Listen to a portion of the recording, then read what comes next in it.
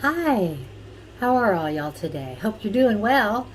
I have been craving spaghetti, and I'm fortunate enough to have a wonderful aunt. Her name's Aunt Kathy, and she is only about, I think, 13 years or so older than I, and usually I just call her Kathy because we're so close in age. But when I was a baby and a little girl, that made a big difference. Here, let me show you our picture. This would have been way back in the 1960s.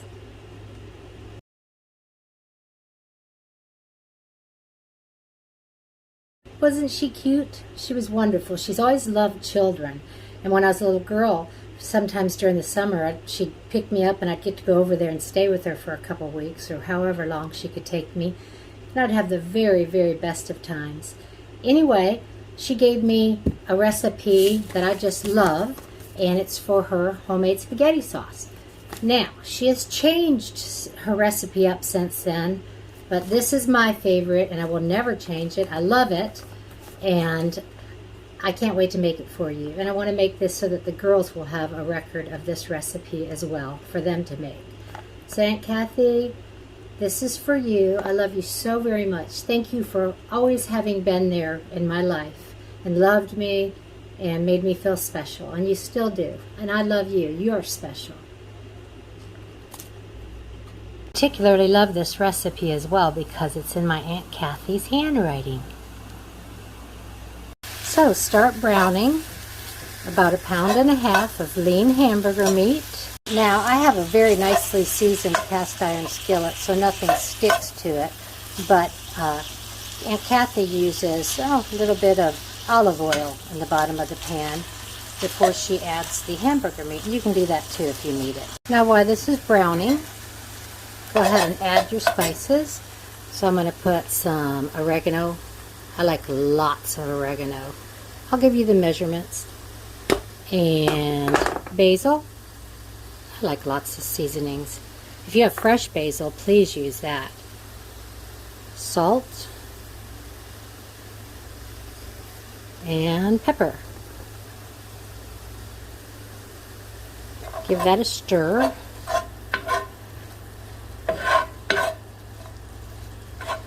While that's browning and blooming those herbs, let me go ahead and start on the veggies. Oh, and I guess I did fib just a little bit. Aunt Kathy, I do add a little bit to this because I guess she doesn't like onions and bell peppers in her, and celery in her spaghetti sauce, but I do.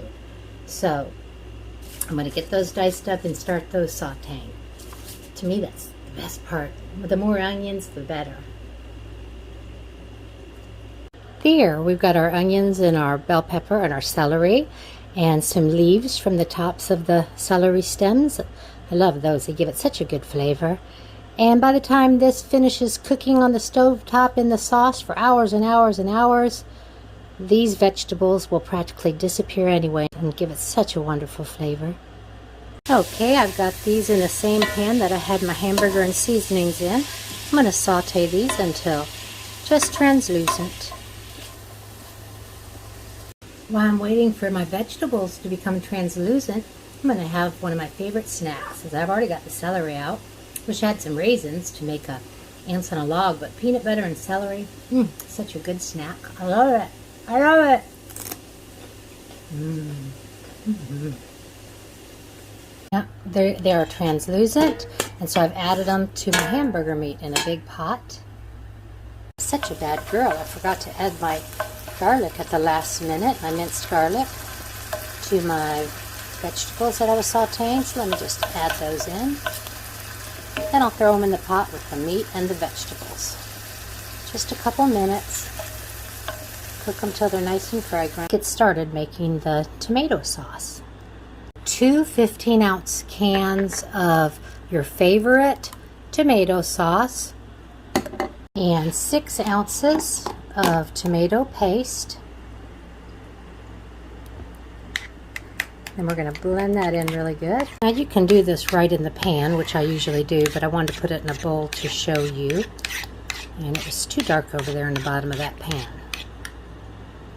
I'm going to add 2 15-ounce cans of water. I've got that blended very well. Okay, I've got it coming to a nice little bubble like she said. She said turn it down to medium heat, a nice bubble. She said cover it almost all the way.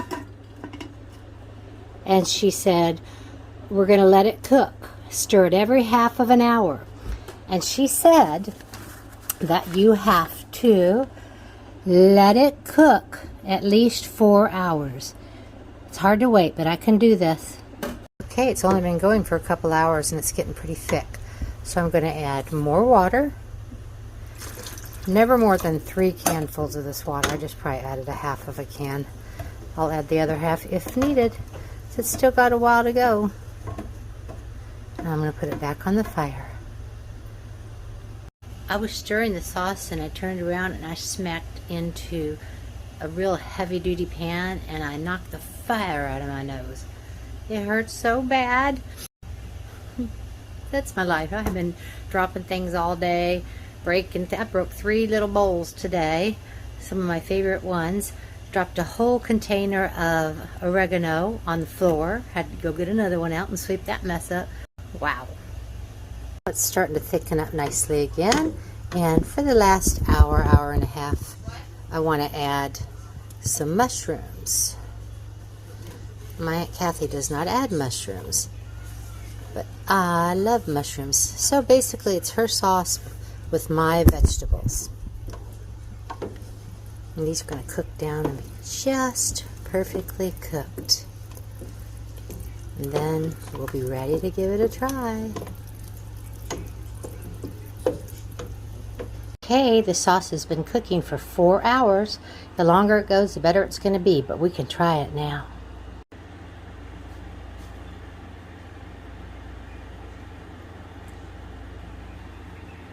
A little more. Yes. Just about right. Put a little sprinkle of Parmesan cheese.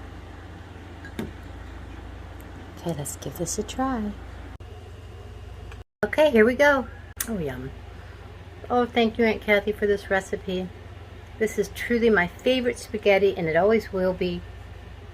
And thanks to you for making it for us the times that you have, and for handwriting and mailing me the recipe. I want to thank everybody out there for watching, and I hope you have a wonderful, wonderful evening. Toodaloo!